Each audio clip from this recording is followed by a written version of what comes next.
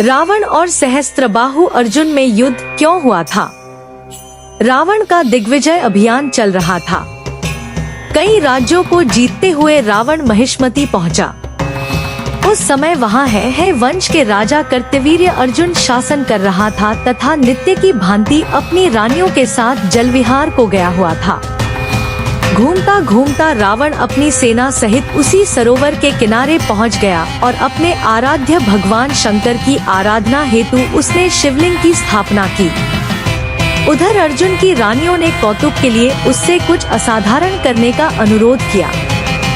कार्तवीर्य अर्जुन को वरदान स्वरूप 1000 भुजाएं प्राप्त हुई थी, इसी कारण वो सहस्त्रबाहु के नाम से भी विख्यात था तथा अजेय था। अपने पत्नियों के इस प्रकार अनुरोध करने पर उसने अपनी 1000 भुजाओं से नदी का प्रवाह पूरी तरह रोक दिया। अचानक धारा रुक जाने से नदी का जलस्तर बढ़ गया और उसमें तट पर बनाया गया रावण का शिवलिंग बह गया।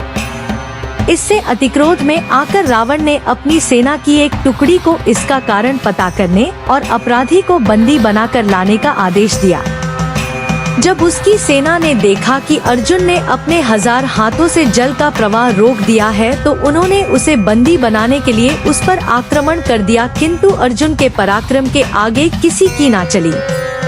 उससे पराजित हो वे वापस रावण के पास लौटे और उससे सारी घटना कही। अपने विजय के मद में चूर रावण ये सुनकर नदी के तट पर पहुंचा और अर्जुन को युद्ध की चुनौती दे डाली। पहले अर्जुन ने कहा कि रावण उसका अतिथि है, इसलिए उसका उससे युद्ध करना उचित नहीं है, किंतु रावण के रणमत हट के आगे उसकी एक न चली। अंततः दोनों वीर युद्ध के लिए सज्जित हुए। दोनों महायोद्धा और अजेय थे। उनका युद्ध कई दिनों तक चलता रहा और ऐसा प्रतीत हुआ जैसे उनमें से कोई भी पराजित नहीं हो सकता। अंत में अर्जुन ने क्रोध में आकर रावण को अपने 1000 हाथों से जकड़ लिया। रावण अपनी पूरी शक्ति के बाद भी उससे निकल नहीं पाया और अर्जुन ने उसे बंदी बना लिया।